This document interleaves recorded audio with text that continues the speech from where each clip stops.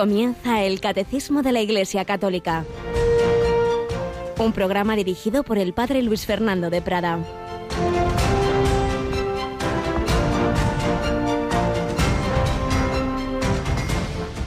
Dijo Jesús a sus apóstoles: Id y proclamad que ha llegado el reino de los cielos. Curad enfermos, resucitad muertos, limpiad leprosos, arrojad demonios. Gratis habéis recibido, dad gratis. Alabado sean Jesús, María y José. Muy buenos días en este jueves 8 de julio de 2021. Jueves siempre nos trae un recuerdo, día eucarístico, día sacerdotal, y el Evangelio de hoy nos habla de ese envío de Jesús a los apóstoles. Todavía dentro de la propia tierra de Israel ya vendría el envío universal cuando Jesús iba a resucitar, cuando iba a ascender a los cielos. Pero el contenido es el mismo, el anuncio del Evangelio, y con esos poderes que Jesús da para sanar, para transmitir esa gracia de Dios. Gratis habéis recibido, dad gratis. Y esta es la dinámica de la vida cristiana. Hemos recibido el amor de Dios, somos amados, amamos a Dios, amamos al prójimo. Hemos recibido el perdón y la misericordia, pues sed misericordiosos como vuestro Padre es misericordioso. Hemos recibido la palabra de Dios, transmítela. Hemos recibido bienes terrenos y espirituales, compártelos. Gratis habéis recibido, dad gratis, frente a la cultura del do, des, doy para que me des, y esto es lo que me corresponde, y tal y cual, y no más, ¿sí? Frente al mercantilismo, la gratuidad. Ese es el estilo cristiano, y no lo pensemos solo a nivel material también, sino en todo.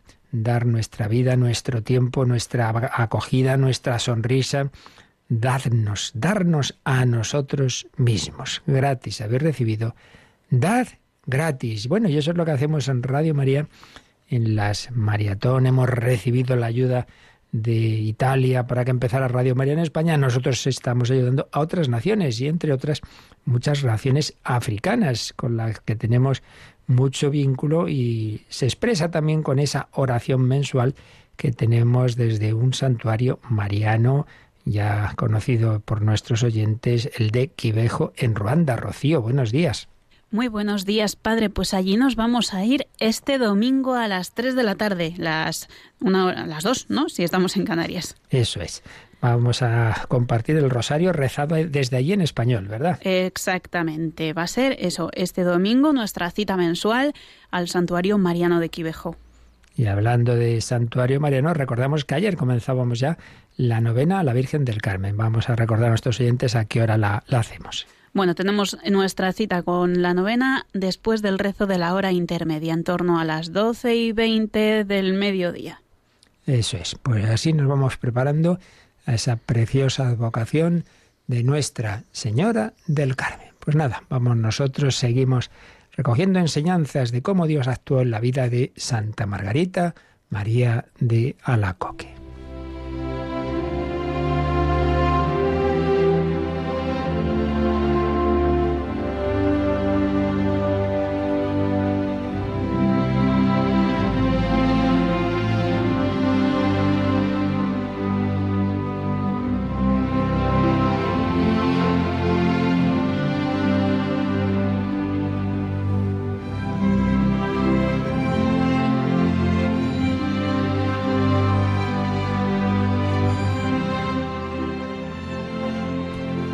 Santa Margarita María, autobiografía. Bueno, pues seguimos compartiendo lo que escribía en la autobiografía que le pidieron, que le mandaron a escribir cuando está relatando la lucha que tenía como jovencita. Ella desde pequeña había sentido la vocación, pero su madre y esos familiares que eran los que dominaban realmente su vida eran contrarios. Y ahí estaba esa lucha interior entre, tantas vanidades que a cualquier jovencita siempre le pueden tentar, y la familia y la gracia de Dios. Oíamos ayer cómo Jesucristo le decía: yo te he escogido por esposa mía, ya nos hemos prometido fidelidad, no me vas a traicionar ahora. Pero también la Virgen María interviene. Escribía así Margarita: ciertamente ha hecho conmigo las veces de una buena madre y jamás me ha negado su socorro. A ella recurrían todas mis penas y necesidades, y con tanta confianza que me parecía que no tenía nada que temer bajo su protección maternal. Qué preciosas palabras. Ojalá también nosotros seamos conscientes de que tenemos esta buena madre que no nos niega su socorro. Ya sabéis que hay una antiquísima advocación de Nuestra Señora del Perpetuo Socorro. Recurrir a ella en todas nuestras circunstancias. No temer bajo su protección maternal. Esto recuerda las preciosas palabras que la Virgen de Guadalupe en México le dijo a Juan Diego: no estoy yo aquí, que soy tu madre. No estás por ventura en mi regazo. Porque esos miedos, porque esos agobios cuando estaba enfermo su tío Juan Bernardino.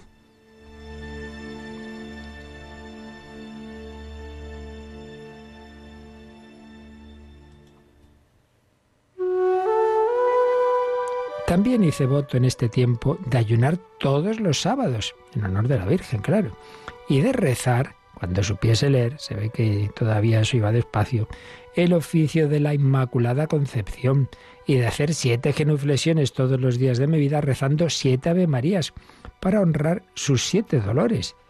Me ofrecí como su esclava perpetua, suplicándole que no me rechazara este título, esa esclavitud mariana, que ya San Ildefonso de Toledo hablaba de ella. Recordemos aquella preciosa expresión de nuestro santo toledano: quiero ser esclavo de la esclava de mi Señor. Le hablaba a María con la sencillez de una niña, como a mi buena madre, hacia la cual sentía desde entonces un amor verdaderamente tierno. Así debemos hacer todos. Cuando le preguntan a San Estanislao de Kostka si quería a la Virgen, respondió: ¿cómo no voy a quererla si es mi madre? Pero ahí sigue la lucha interior. A pesar de todo, dice que Jesús la reprendió severamente cuando me vio dispuesta de nuevo a sucumbir en la terrible lucha que sostenía dentro de mí, pues no pudiendo ya resistir a las persecuciones que me hacían mis parientes y a las lágrimas de una madre a la que quería tan tiernamente, diciéndome que una joven debe tomar estado a los 20 años. En aquella época pues ya era edad más que suficiente para casarse. Comencé a dar entrada a esos sentimientos, pues Satanás me decía continuamente: pobre miserable, ¿qué piensas hacer queriendo ser religiosa? Vas a convertirte en la risa de todo el mundo, no perseverarás en ello. Y qué confusión, dejar un hábito de religiosa y salir de un convento. ¿Dónde podrás ocultarte después? Fijaos, como el demonio tienta, en todas las épocas más o menos es parecido. Anda, te vas a meter monjas, se van a reír de ti, y luego a lo mejor te sales, entonces más que se van a reír. Y así intentaba que no siguiera su vocación. Me deshacían lágrimas en medio de todo eso, porque tenía un horror espantoso a los hombres y no acertaba a resolverme. Pero mi divino Maestro, que mantenía siempre mi voto ante mis ojos, por fin tuvo piedad de mí. Una vez después de la comunión, me hizo ver que Él era el más bello, el más rico, el más poderoso, el más perfecto y consumado de todos los amantes, y que siendo su prometido hacía tantos años, de dónde me venía que quisiera romper todo con Él para tomar a otro. Qué preciosidad, qué conciencia tan clara de que la vocación no es no casarse, la vocación es casarse, es unirse especialísimamente con Jesucristo.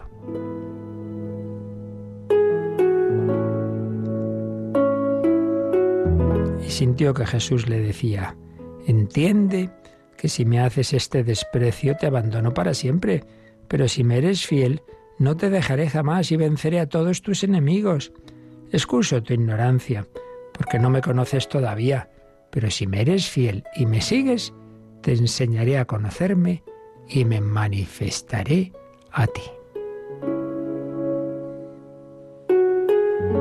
Al decirme esto, infundía una calma tan grande en mi interior y mi espíritu se halló en una paz tan grande que desde aquel momento me determiné a morir antes que cambiar. Me parecía entonces que mis lazos estaban rotos y que no tenía nada que temer, pensando que cuando la vida religiosa fuera una especie de purgatorio, me sería más dulce purificarme en ella el resto de mi vida que verme precipitada en el infierno, que tantas veces yo había merecido por mis grandes pecados y resistencias. Esto recuerda cuando al principio va a ser religiosa Santa Teresa de Jesús. Al principio lo hacía con poca gana, un poco pensando en que, bueno, pues si es mi camino y me va a venir mejor, porque si no me puedo perder y puedo acabar en el infierno o el purgatorio, y bueno, mejor será meterse monja y tal. Luego ya, a poco de entrar, ya no usaba esos argumentos, digamos, un poquito negativos o de miedo, sino al revés, encantada del amor de Jesucristo. Claro que sí, es el amante más poderoso, más bello, más rico, más perfecto. ¿Cómo ibas a dejarme? Pues Margarita María acabó conquistada su corazón por el del Señor Jesús, y ya veremos cómo, en efecto, por fin, a pesar de tantas oposiciones externas y luchas internas, siguió al Señor como salesa en la orden de San Francisco de Sales, las visitandinas.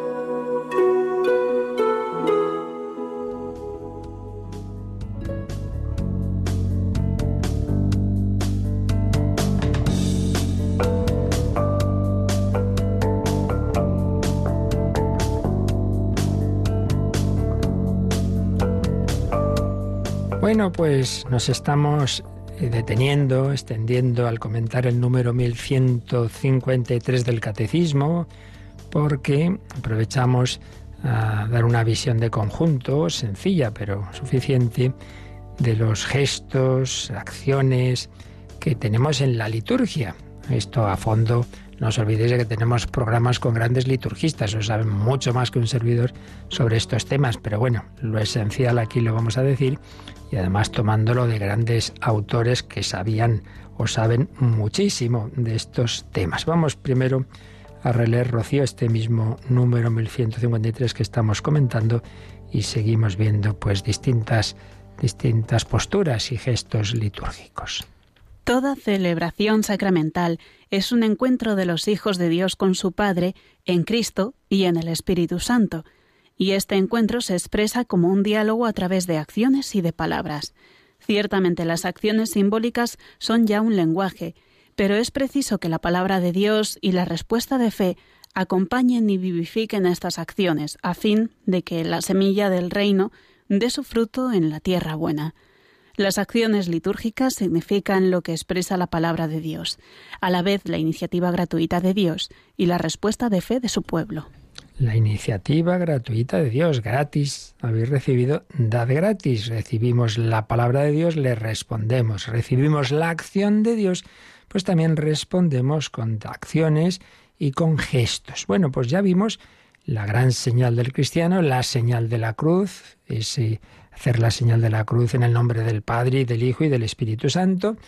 Estuvimos deteniéndonos en el significado de esa gran señal, pero después dijimos algo de los golpes de pecho, de los ojos del celebrante cuando miran al cielo, de las diversas ocasiones en que en los sacramentos hay unción con el óleo de los catecúmenos, con el santo crisma, con el óleo de los enfermos, la imposición de la ceniza, el gesto de imponer las manos sobre las ofrendas o sobre las personas, las manos elevadas y extendidas del sacerdote, las manos plegadas junto al pecho en actitud de oración, y seguimos viendo diversas posturas. Y estamos, recuerdo, siguiendo por un lado el manual de iniciación a la liturgia, un clásico en estos temas, que escribieron el padre Manuel Garrido Bonaño, que fue un benedictino súper experto en estos temas de liturgia y en general de teología, benedictino de Valle de los Caídos, ya fallecido, y don José Antonio Abad Ibáñez, un sacerdote del Opus Dei que fue profesor de liturgia en la Facultad de Teología de Burgos, y no sé si después en Navarra. En Burgos ciertamente lo fue, porque ahí le conocí yo hace muchos años. Y nos sintetizan esto, y luego lo estamos ampliando algunos de los puntos con la obrita del entonces cardenal Ratzinger, luego Benedicto XVI, el espíritu de la liturgia. Bueno, pues estamos con las manos. Ayer veíamos manos juntas y plegadas junto al pecho. Luego, manos que dan y reciben la paz. Si el puño cerrado es signo de violencia y de lucha, en cambio las manos extendidas, abiertas, acogedoras, simbolizan la actitud de un corazón pacífico y fraternal, que quiere comunicar algo personal y está dispuesto a acoger lo que se le ofrece. Bueno, pues ya sabemos que tenemos ese gesto que es opcional de darse la paz, que puede haber circunstancias como las de la pandemia en que desaconsejen hacerlo o por otras razones, pero que es un gesto que significa o tiene el sentido aquello que Jesús dijo: si cuando vas a presentar tu ofrenda en el altar te acuerdas que tu hermano tiene algo contra ti. No, nos recuerda que no podemos separar nuestra unión con el Señor y recibir la comunión de nuestra relación con los demás. Por eso también recordamos que antes de comulgar rezamos en el Padre Nuestro: perdona nuestras ofensas como perdonamos a los que nos ofenden. Luego también en este manual de los padres Garrido y Abad nos hablan del significado de cuando las manos reciben el cuerpo del Señor, y nos cuentan que durante varios siglos los fieles comulgaban recibiendo el pan eucarístico en la mano y llevándolo personalmente a la boca. Luego ya, siglos VII, VIII y en todas partes, ya a partir del XI se cambió el gesto por el de recibir la sagrada forma directamente en la boca. En cualquier caso, cuando se hace, si se hace como hay que hacerlo bien, nos recuerdan un texto famoso de San Cirilo de Jerusalén en el siglo IV. No te acerques con las palmas extendidas ni con los dedos separados, sino haciendo de tu mano izquierda como un trono para tu derecha. ¿Dónde se sentará el rey? Con la cavidad de la mano recibe el cuerpo de Cristo y responde amén. Nunca, esto es importante, por favor, nunca se puede, como a veces ve, ir y como intentar coger quitarle la forma, digamos. No, porque el gesto es un regalo. Recibo un regalo y lo recibo haciendo un trono, porque es Dios. Por eso antes de recibirlo hay que hacer siempre o la genuflexión o la inclinación de la cabeza, porque es la adoración y lo recibo con toda reverencia. Entonces nos dicen estos autores que deben ser esas manos signo de humildad, pobreza, espera, disponibilidad y confianza, y de veneración, respeto y acogida, puesto que no se coge al Señor, sino que se lo acoge, se recibe, el gran regalo de Dios nuestro Señor. Bien, pues esto en cuanto a distintos gestos que hay en la liturgia. Y ahora vamos a ver rápidamente las posturas, que ya lo anticipamos hace tiempo, de una manera más rápida, pero vamos a ver con un poquitín más de detalle las distintas posturas, qué significan las diversas posturas en la liturgia. ¿Cómo podemos estar? De pie, de rodillas, sentados, haciendo una inclinación, haciendo una postración, y luego, bueno, podemos estar, tener al principio o en otros momentos una procesión. De pie, la postura de estar de pie. Era algo muy habitual en la mayor parte de las religiones y desde luego nos consta que los primeros cristianos también usaron esta actitud. ¿Qué significa? Significa la libertad de los hijos de Dios, liberados del pecado. El cristiano puede estar de pie delante de Dios porque Él es su Padre. Es la parresía, ese arrojo, esa confianza, ese fieles a la recomendación del Salvador y siguiendo su divina enseñanza, nos atrevemos a decir. Esa introducción se hacía porque, madre mía, llamar Padre a Dios, sí, pero es que obedecemos al Señor, fieles a la recomendación del Señor, siguiendo su divina enseñanza. Yo no lo haría, yo no me atrevería. Pues sí, me atrevo porque me lo ha enseñado Jesús, me atrevo a decir Padre Nuestro. Pues también me atrevo a estar de pie. Es signo de alegría, de respeto y de espera del retorno definitivo del Señor. y es la actitud más habitual del ministro, es decir, del sacerdote que celebra la Eucaristía, o del ministro que está sirviendo al altar. Pero vamos a ampliar lo que nos dice sobre esta postura, vamos a ampliar lo que acabamos de ver del Tratado de los Padres Abad y Garrido, con lo que nos escribía entonces Cardenal Ratzinger en su obra El espíritu de la liturgia. Nos recuerda cómo el estar de pie ya en el Antiguo Testamento es la postura más habitual de oración, y nos pone un ejemplo, el de Ana, la madre del gran profeta Samuel, cuando era estéril, fue a rezar al templo y luego vuelve a dar gracias. Entonces, pues aparece ahí, es que está de pie. Yo soy la mujer que estuvo aquí junto a ti orando a Yahvé. Y ya yendo al Nuevo Testamento, bueno, del Antiguo Testamento hay muchos textos, pero bueno, aquí se indicaba el cardenal Ratzinger, y luego en el Nuevo Testamento hay muchos textos que nos indican que en tiempo de Jesús el estar de pie era la postura más habitual por parte de los judíos. Y entre los cristianos, esto es un matiz interesante, el estar de pie era sobre todo la forma de orar en el tiempo de Pascua, la forma pascual de orar, hasta el punto de que un canon del famoso concilio de Nicea del año 325 prescribe que durante el tiempo pascual los cristianos deben estar de pie en lugar de arrodillados. En el tiempo pascual, así como en tiempo de Cuaresma sí que era más habitual arrodillarse, en el tiempo pascual de pie, porque es el tiempo de la victoria de Jesucristo, el tiempo de la alegría en que manifestamos la victoria pascual del Señor, también mediante la postura de nuestra oración. Y recuerda también que cuando Esteban, el protomártir, el diácono, tiene esa visión de Jesús en el cielo, dice que estaba de pie, a la derecha del Padre. El estar de pie es el gesto del vencedor. Jesús ha vencido a la muerte y al poder del mal. Al final de la batalla es el que permanece erguido, el que está de pie. También estar de pie es expresión de disponibilidad. Cristo es ensalzado hasta la derecha del Padre para venir a nuestro encuentro. No se ha retirado, intercede por nosotros. Y nosotros podemos estar seguros de que vendrá, de que volverá. Igual que una vez salió del Padre y caminó sobre las aguas al encuentro de sus discípulos, cuya barca estaba que se hundía, ¿verdad?, ante el viento y las olas. Al estar en pie nos sabemos unidos a la victoria de Cristo. Y ya sabéis que escuchamos las lecturas de la misa sentados, pero cuando llega el Evangelio nos ponemos de pie. Es también ahí expresión de respeto. Es la palabra más importante que vamos a escuchar de todas las lecturas. El momento clave es el Evangelio. Delante de esa palabra no nos quedamos sentados, sino que es una palabra que nos eleva hacia lo alto.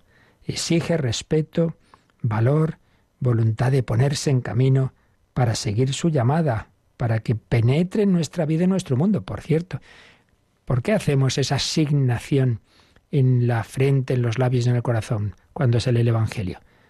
Por cierto, no se añade ahí luego la señal de la cruz posterior, es solamente la asignación en la frente, en los labios y en el corazón, pues para pedir que esa palabra entre en nuestro pensamiento, en nuestro corazón, en nuestra palabra, en nuestra boca, en todo, que seamos invadidos, penetrados por la fuerza de la palabra del Evangelio. Como veis, distintos significados que tiene esta postura de estar de pie. Esa confianza en Dios, ese signo de la victoria de Cristo resucitado, pero también la disponibilidad, escuchar con atención y respeto, dispuestos a seguir lo que nos pida el Señor. Del Nuevo Testamento podemos pasar ya a la iconografía cristiana. Y vemos en las primeras representaciones, en las mismas catacumbas de Roma lo podemos ver, la figura de la orante, una figura femenina que ora de pie, con las manos extendidas. Representa, sí, por un lado la Iglesia en oración, pero decía Joseph Ratzinger, más aún, quizá más precisamente, el alma que ha entrado en la gloria celestial y está en pie ante la faz de Dios. Señala que el alma siempre o casi siempre se representa por una mujer porque lo específico de la humanidad en relación con Dios es que es la esposa. Claro, el Señor, Yahvé, ya en el Antiguo Testamento es el esposo. Cristo es en el Nuevo el esposo, que se desposa con cada uno de nosotros, varones o mujeres, pero estamos llamados a unirnos con el Señor. Nuestra alma está llamada a ser esposa, unión con Cristo. El elemento esponsal, referido a las bodas eternas.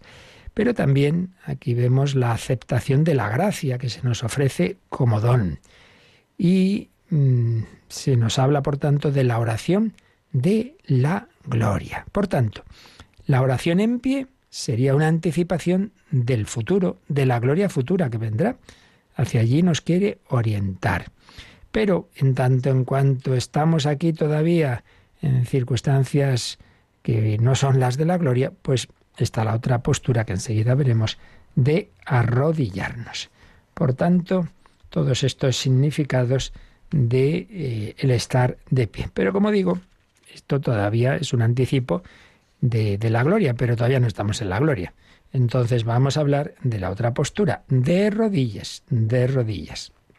Dicen los padres Abad y Garrido, es una actitud de carácter penitencial, más propia de los días penitenciales, de los días de ayuno. Es signo también de postración, de humildad, de arrepentimiento y también de adoración, Esto, sobre todo, en la liturgia occidental, porque en Oriente expresan más la adoración con la postración, la inclinación profunda. Pero entró en la piedad occidental esa adoración, ese ponerse de rodillas en la consagración o al recibir la Sagrada Comunión. Vamos de nuevo a ampliar lo que acabamos de ver aquí muy sintéticamente sobre el arrodillarse en Joseph Ratzinger. Nos recuerda que por un lado es un gesto que también, bueno, por un lado, antes de nada, dice que no era frecuente en muchas religiones. Los griegos y los romanos rechazaban este gesto de arrodillarse. Dice, claro, los cristianos rechazaban eso porque a la vista de los dioses intolerantes y divididos de los mitos griegos y romanos, pues desde luego no había que arrodillarse. Plutarco y Teofrasto definen el acto de arrodillarse como una expresión de superstición. Aristóteles lo califica como un comportamiento de bárbaros. Y en este sentido, San Agustín le da la razón. Los dioses falsos solo son las máscaras de los demonios, que someten al hombre a la adoración del dinero y a la egolatría. La humildad de Cristo y su amor, que llegó hasta la cruz, nos han liberado, dice, de estos poderes. Y ante esta humildad nos arrodillamos. Por tanto, el hecho de arrodillarse propio de los cristianos no tiene que ver con las costumbres existentes entonces. Al revés, es un enfoque muy distinto. Es la expresión de la cultura cristiana que transforma la cultura existente desde un nuevo y más profundo conocimiento y experiencia de Dios. Entonces vamos a ver, en la Biblia, ¿qué significa arrodillarse? Bueno, pues sí, tiene su origen ahí, en la Biblia. Pero realmente hay que verlo en relación con otras posturas muy relacionadas entre sí. En el Nuevo Testamento aparece la palabra proskinein ni más ni menos que 59 veces. 24 de ellas en el Apocalipsis, el libro de la liturgia celeste. Bueno, pues ¿cuáles son esas palabras estrechamente relacionadas entre sí? En primer lugar, la prostratio o prostacio, solemos pronunciar esa TI latina, es decir, postrarse rostro en tierra ante el poder sobrecogedor de Dios. Después, sobre todo en el Nuevo Testamento, el caer a los pies y finalmente el arrodillarse. 3 posturas muy unidas que muchas veces se superponen la una a la otra, pero que tienen un significado muy parecido. Ese estar plenamente postrados en la tierra, como hacíamos, por ejemplo, al empezar la liturgia del Viernes Santo, el caer a los pies del Señor y el arrodillarse. Bueno, pues vamos a ver lo que significan estas 3 posturas, pero vamos en primer lugar a glorificar al Señor, a saber que Toda nuestra vida debe expresarse siempre, pero especialmente en la liturgia, pues eso, adorando y glorificando al Señor. Gloria, gloria, in excelsis Deo. Gloria in excelsis Deo, gloria in excelsis Deo, gloria in excelsis Deo, gloria in excelsis Deo, gloria in excelsis Deo, gloria in excelsis Deo, gloria in excelsis Deo, gloria in excelsis Deo.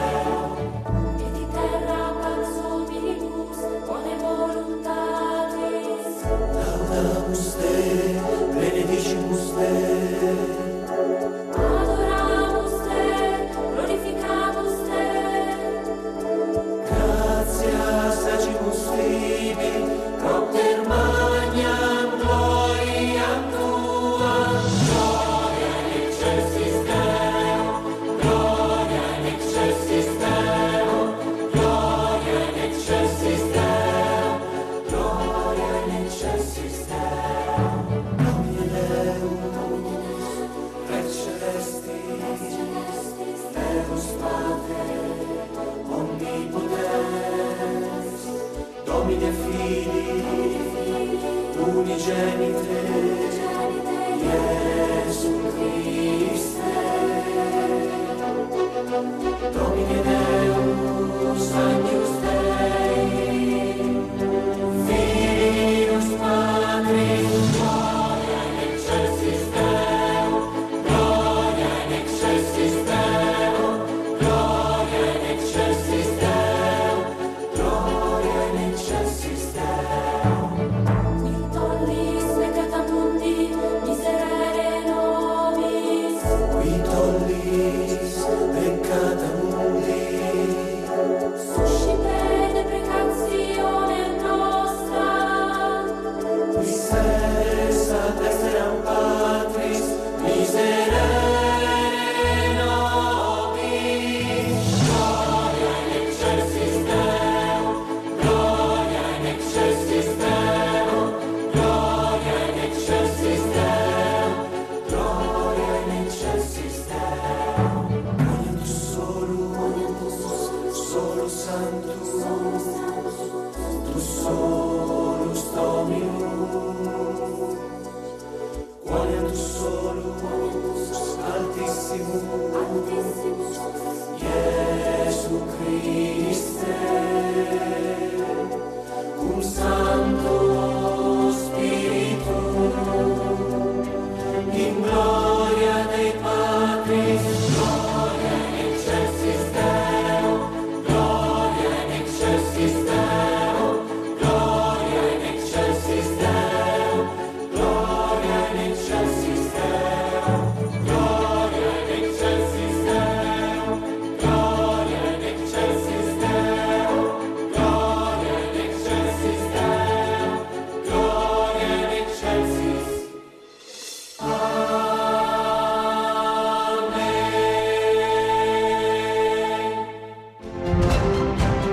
Conoce la doctrina católica. Escucha el catecismo de 8 a 9 de la mañana, de 7 a 8 en Canarias. Y los sábados a la misma hora profundizamos en los temas tratados en el programa En torno al catecismo.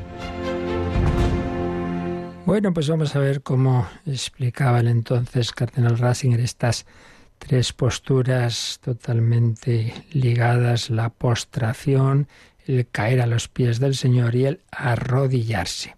Nos recuerda en primer lugar un pasaje del Antiguo Testamento, cuando ya ha muerto Moisés y le sucede Josué y van a la conquista de Jericó. Aparece un personaje, parece como un gran ángel, el jefe del ejército de Yahvé, pero en realidad es el Señor, en una determinada teofanía. Entonces, ¿qué hace Josué? Pues se postra ante él y oye aquellas palabras que también oyó Moisés: quítate las sandalias de tus pies, porque el lugar en que estás es sagrado. El Dios oculto habla a Josué a través de esa misteriosa figura del jefe del ejército de Yahvé. Josué se postra rostro en tierra. Orígenes comenta, ¿existe otro jefe de los poderes del Señor que no sea nuestro Señor Jesucristo? Y por ello los santos padres veían en esta escena pues un anticipo de aquel que estaba por venir, de Jesucristo. Pero vámonos ya al Nuevo Testamento. Y ahí tenemos la escena principal al respecto a Jesús, es su oración en Getsemaní. En Getsemaní. Esta escena va a ser clave para la piedad cristiana. Mateo y Marcos, al contarla, nos dicen que Jesús se postraba rostro en tierra o caía rostro en tierra. Pero San Lucas nos habla de que se arrodillaba, que Jesús oraba puesto de rodillas. Evidentemente no son cosas contrarias. A lo largo de ese largo tiempo de oración de Jesús, estaría de rodillas, caería en tierra, se postraría, se levantaba, se arrodillaba, etc. Pero en particular es Lucas, dice Joseph Ratzinger, el teólogo de la oración de rodillas. Va a hablar muchas veces de ella aquí y en los Hechos de los Apóstoles. Esta oración de Getsemaní introduce en la pasión, como bien sabemos. Es ejemplar tanto en su gesto como en su contenido. El gesto. Jesús acepta, por así decir, la caída del hombre. Se deja caer en su caducidad. Ruega al Padre desde la profundidad más absoluta de la soledad y de la miseria humana. Y pone su voluntad en la voluntad del Padre. No se haga mi voluntad, sino la tuya. Hace suya todas las negaciones de la voluntad del hombre. Eso le atraviesa el corazón, es el drama del pecado, pero repara tantos noes nuestros con ese sí, con ese poner su voluntad humana, ponerla bajo la voluntad divina. Ese es el núcleo de la redención, una voluntad humana de una persona divina, con su sí repara todos nuestros noes. La caída del hombre reside en esa contradicción de voluntades. Permaneciendo en la voluntad de Dios, nuestra voluntad se convierte en verdadera voluntad y es cuando verdaderamente somos libres, al revés de lo que nos propone el demonio. El sufrimiento y la lucha del Monte de los Olivos es la lucha por esta verdad que libera, por la unidad de lo que estaba dividido, por una unión que es la comunión con Dios. Y en este contexto entendemos que precisamente ahí Jesús invoque al Padre como Abba. Es un texto, y no sé si hay alguno más, ahora mismo no recuerdo, en que Jesús llama al Padre con la expresión aramea, Abba, papá, papaíto. Pablo ve en este grito la oración que el Espíritu Santo pone en nuestros labios, para también nosotros llamar a Dios Abba. Bien, pues este gesto, que sobre todo está en esa escena de Getsemaní, esa postración, ¿en qué ocasiones la hacemos en la liturgia? En primer lugar, como antes recordaba yo, el Viernes Santo se empieza sin canto de entrada, llega el sacerdote y los ministros al altar y, si pueden, por la salud, pues se postran. Están ahí unos momentos totalmente pegados al suelo. Es una expresión del estremecimiento ante la muerte de Dios. Y también, claro, de ser conscientes de que somos corresponsables de la muerte de Cristo. Nos postramos rostro en tierra, tomamos parte en la angustia del Señor, en su descenso al abismo. Reconocemos también nuestra caducidad. Somos seres caducos que solo el Señor puede levantar. Nos postramos como Jesús ante el misterio de la presencia poderosa de Dios, sabiendo que la cruz es la verdadera zarza ardiente, ante la cual Moisés se postró, se descalzó. Es el lugar donde arde sin consumirse la llama del amor de Dios. Pero también habréis visto esta postura de postrarse en las ordenaciones sacerdotales y en otros momentos así, de consagración religiosa también, pero en particular en la ordenación sacerdotal, antes de ser ordenados, los que van a ser consagrados, pues hay un momento de rezar las letanías, ¿verdad? Bueno, pues ese tiempo se hace estando postrados en tierra. Es un gesto que expresa la conciencia de nuestra absoluta incapacidad para acoger lo que vamos a recibir, ese sacerdocio. Madre mía, esto me supera, es un momento muy emocionante. Muchas veces compañeros míos, y yo lo he visto en ordenaciones, se levantan llorando porque, madre mía, te das cuenta ahí, en qué lío me ha metido el Señor, ¿verdad? Esto me supera, pero confío en el Señor, en la Virgen, en los santos a los que estamos ahora invocando. Sí, en ellos, en su intercesión, confío. Y el propio Joseph Ratzinger lo contaba, ¿no? Decía a nivel personal, cuando fui consagrado obispo, la percepción ardiente de mi insuficiencia, de mi incapacidad para la grandeza de esa tarea fue aún mayor que en mi ordenación sacerdotal. Pero fue para mí maravillosamente consolador sentir a la Iglesia en oración, que invocaba a todos los santos, sentir que la oración de la Iglesia me envolvía, me abrazaba físicamente, en la propia incapacidad que debía expresarse corporalmente en el estar postrado. Esta oración, esta presencia de todos los santos, de los vivos y los difuntos, era una fuerza maravillosa. Y recuerdo que también en la homilía de inicio de pontificado hizo alusión a esa letanía de los santos. Postración. Segundo lugar, muy unido al anterior, el echarse a los pies. Pero eso tiene sus matices y en concreto tiene una palabra griega, gonipetein, que aparece 4 veces en los evangelios. Por ejemplo, en una escena muy bonita, Marcos 1:40, un leproso se acerca a Jesús, se echa a sus pies y le dice, si quieres, puedes limpiarme. Es una expresión de su confianza en el poder de Jesús. No es un mero hombre. Si quieres, puedes. Se postra a sus pies. Y finalmente, la tercera palabra, proskinein, ya es propiamente la adoración de rodillas. 2 ejemplos nos trae Joseph Ratzinger, muy bellos. Uno, en el lago, cuando los discípulos están los pobres ahí, que se ahogan, que está el viento, las olas, y Jesús había quedado en tierra y de repente lo ven aparecer caminando sobre las aguas. Pedro sale al encuentro, se hunde, el Señor lo salva. Entonces Jesús sube a la barca y de repente el viento se para. Entonces dice Mateo 14:33, los discípulos se postraron ante él y le dijeron, realmente eres Hijo de Dios. Pero las traducciones más antiguas habían escrito, no se postraron, sino los discípulos adoraron a Jesús en la barca. Y señala que ambas traducciones son correctas. Cada una de ellas pone de relieve un aspecto, la expresión corporal o el proceso interior. En cualquier caso, es un gesto de reconocimiento de Jesús como Hijo de Dios. Es adoración. Este que calma, que puede andar sobre las aguas y que puede calmar el viento y el mar, este no es un hombre, este es Dios. Y luego también lo vemos en el ciego de nacimiento. El capítulo 9 de San Juan, ese relato precioso, impresionante, es el prototipo de un diálogo de conversión. Aparece ahí el trasfondo también del bautismo. Cuando Jesús le pregunta, ¿no?, si creía en el Hijo del Hombre, dice, ¿quién es, Señor? El que está hablando contigo. Entonces dice que dijo el ciego, creo, Señor, y se postró ante él. Traducciones antiguas habían puesto, y yo lo adoro. Toda la escena apunta a ese acto de fe y de adoración. No solo se han abierto los ojos de su cuerpo, sino los del corazón.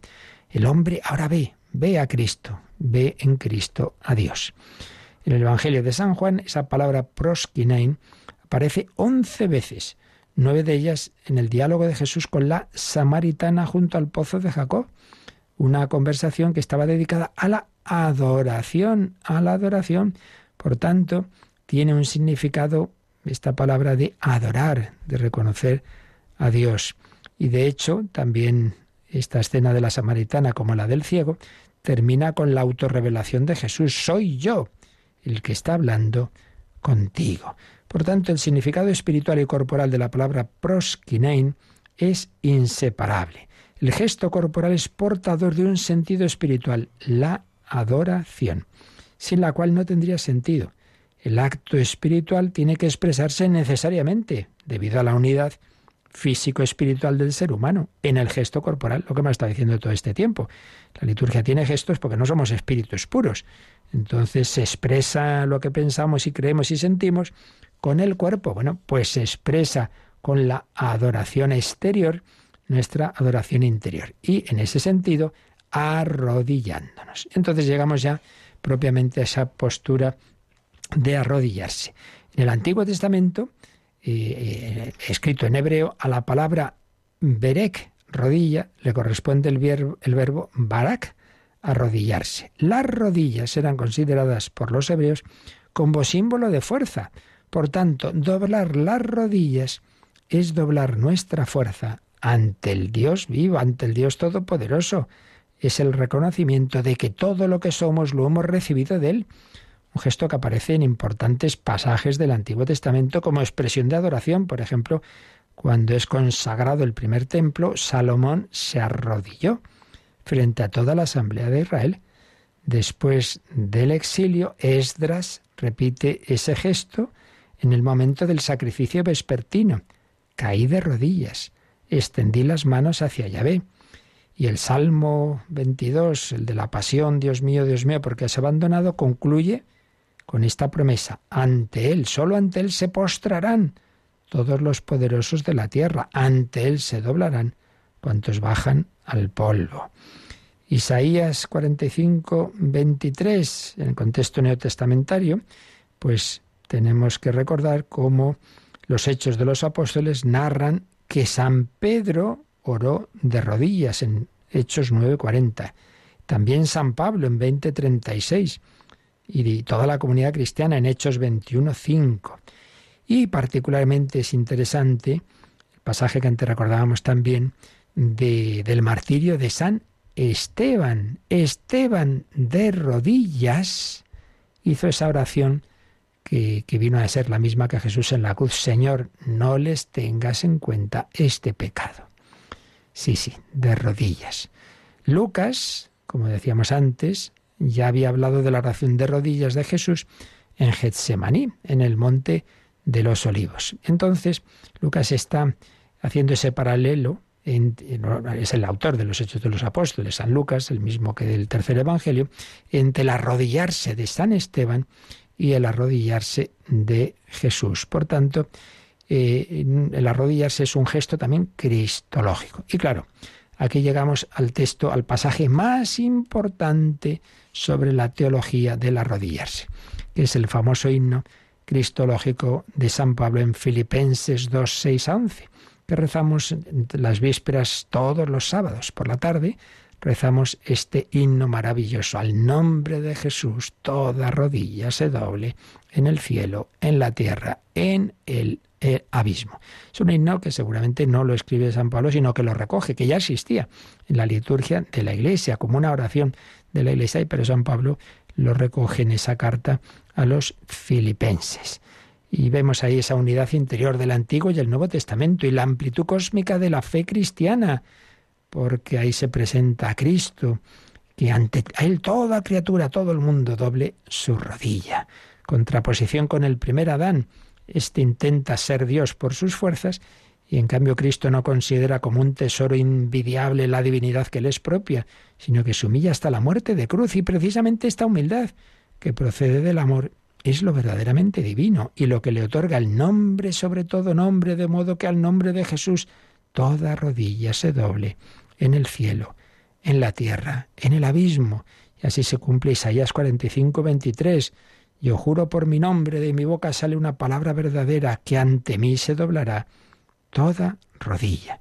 Y en este complementarse del Antiguo y el Nuevo Testamento se pone de manifiesto que Jesús, precisamente en cuanto es el crucificado, lleva el nombre sobre todo nombre. El nombre del Altísimo es de naturaleza divina, pero es que nuestro Dios es el Dios humilde, que su omnipotencia está al servicio de su amor. Pues todos nos arrodillamos ante Jesús, ante aquel que ha ascendido a los cielos, que tiene ese nombre sobre todo nombre.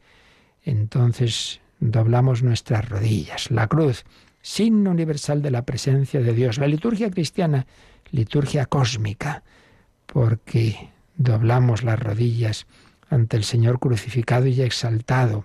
La cultura de la verdad, el gesto humilde con el que caemos a los pies del Señor, nos inserta en el verdadero camino de la vida, en armonía con todo el cosmos. Bueno, no me diréis que no hay profundidad en todo esto, como siempre, increíblemente expresado con tanta sabiduría por Joseph Ratzinger. La expresión con la que Lucas describe el acto de arrodillarse de los cristianos era desconocida en el griego clásico.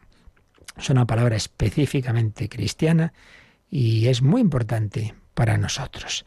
Ya sabemos que no es, claro, si uno no puede físicamente, lo importante es el corazón. Uno puede hacerlo externamente y no vivirlo interiormente, pero si uno puede hacerlo exteriormente, que lo haga.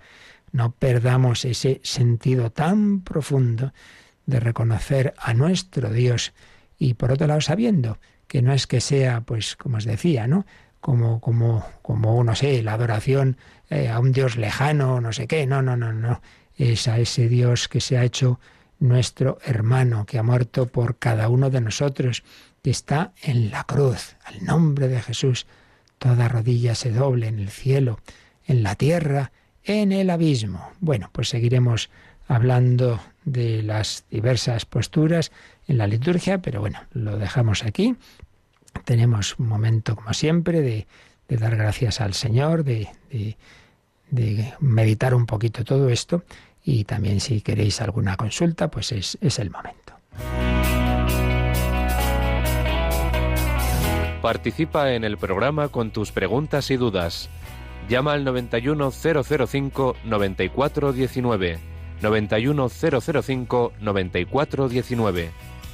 Puedes escribir un mail a catecismo@radiomaria.es o escribirnos un mensaje al teléfono de WhatsApp 668-594-383, 668-594-383.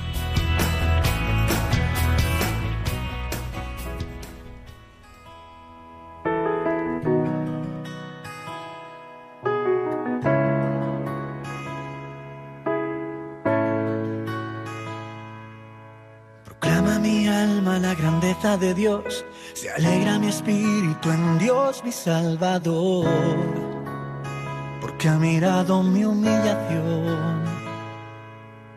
Desde ahora me felicitarán todas las generaciones, porque el Señor ha hecho obras grandes por mí.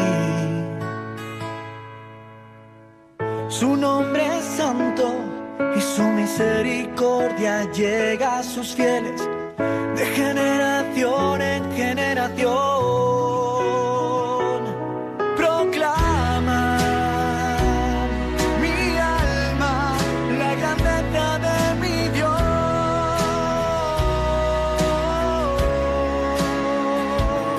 Proclama mi alma la grandeza de mi Dios.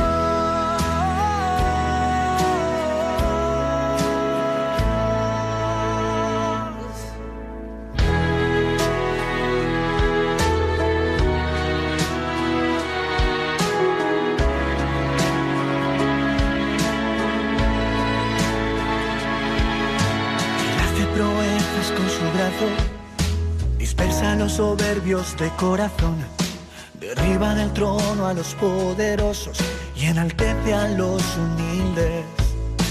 A los hambrientos los colma de bienes, a los ricos despide vacíos. Auxilia a Israel acordándose de su misericordia, según lo había prometido a nuestros padres, en favor de Abraham y su descendencia por siempre. Proclama mi alma la grandeza de mi Dios.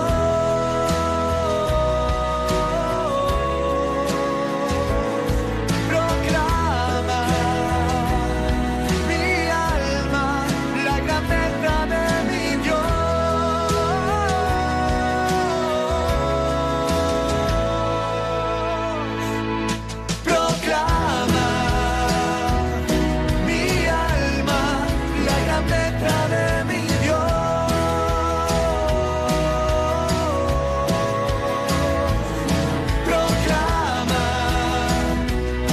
mi alma la grandeza de mi Dios. De mi Dios la proclama mi alma, pero también la debemos expresar con el cuerpo. Precisamente había quedado de ayer esta pregunta en el WhatsApp. Procurar poner el nombre y de dónde llamáis, así también nos dirigimos más personalmente. Preguntaba una persona: ¿cómo puedo decirle a mi amiga sin que se ofenda que en el momento de la consagración debemos arrodillarnos, ya que es joven y puede hacerlo. Hombre, como siempre digo, ya ese detalle tan concreto de cómo decirle a tu amiga, a la que no conozco, ni a ti, pues yo no sé cómo habría que hacerlo. Lo que está claro es que, bueno, explicar estas cosas, decir, oye, mira, tú no sabes que como norma general en la consagración nos arrodillamos, o sabes que esto es que tienes algún problema en las rodillas o así, ¿no? Pues claro, porque es la manera de explicar esto, ¿no? Que creemos que en ese momento el Hijo de Dios hecho hombre se hace presente, como Dios que es, pues hacemos como los apóstoles, ¿no? Nos arrodillamos ante Él. Bueno, pero ya digo, es que ya la manera concreta de hacerlo de una manera que, por un lado, pues eso, transmitir un poquito, enseñar al que no sabe, ¿no? Decir la verdad y a la vez sin que la estemos acusando de nada, eso ya depende un poquito de tu mano izquierda, digamos, y de la caridad, decir las cosas amablemente. En fin, eso ya pide al Señor que te inspire a hacerlo. Y luego había una llamada ahora, ¿verdad, Rocío? Sí, una oyente de Ciudad Real pregunta qué significa oración colecta y da gracias por las explicaciones que hace en el programa. Pues gracias también por la pregunta, porque estas cosas nos vienen bien para todos. Pues está muy bien preguntado. ¿Qué significa eso de colecta? Bueno, pues significa que esa oración recolecta las oraciones de los demás. Es decir, en esa primera oración presidencial que se dice, hay 3 grandes oraciones que dice solamente el sacerdote y que terminan en esa coletilla de por nuestro Señor Jesucristo tu Hijo, o la más breve, por Jesucristo nuestro Señor, que son esa al principio, después del acto penitencial, del Kyrie, del Gloria, si es domingo o festivo. Después de eso dice el sacerdote, oremos. Luego otra es cuando se ha terminado el ofertorio, y otra es al acabar ya en la comunión, después de la acción de gracias, pues también hay otro oremos, ¿no? Bueno, pues ese primer oremos y esa oración que viene a continuación, que se llama así, oración colecta, lo suyo es que en ese momento todos, cada uno de los que estamos ahí, presentemos, digamos, nuestras intenciones al Señor. Oremos. Entonces, hay un momento de silencio, que por desgracia a veces se hace demasiado corto, pero lo suyo es que haya un tiempo para que cada uno presente lo que trae a esa Santa Misa como una intención especial. Y entonces la oración final recolecta todas esas otras intenciones en la intención oficial, digámoslo así, de la liturgia de ese día. Se recolectan todas en la unidad del Espíritu Santo. Por nuestro Señor Jesucristo, tu Hijo, que vive y reina contigo, en la unidad del Espíritu Santo. Ahora, todas las intenciones que tenéis las ponemos bajo esta otra intención general que la liturgia nos pone a todos, todas quedan colectadas, recolectadas en esa oración. Ese es el sentido, como veis, profundo, que muchas veces pues no nos enteramos. Y muchas veces vamos deprisa, oremos. Pues piensa un poquito y pon ahí tu intención también. ¿De acuerdo? Pues muchas gracias por estas preguntas que siempre nos vienen bien a todos. Pues aquí lo dejamos y que vivamos pues todo esto tan bello con nuestro cuerpo, con nuestra alma, con nuestro corazón, estas actitudes de los hijos de Dios con nuestro Padre. Y ahora precisamente otro gesto, esta bendición haciendo la señal de la cruz, invocando la gracia divina sobre todos vosotros. La bendición de Dios Todopoderoso, Padre, Hijo y Espíritu Santo, descienda sobre vosotros. Alabado sea Jesucristo.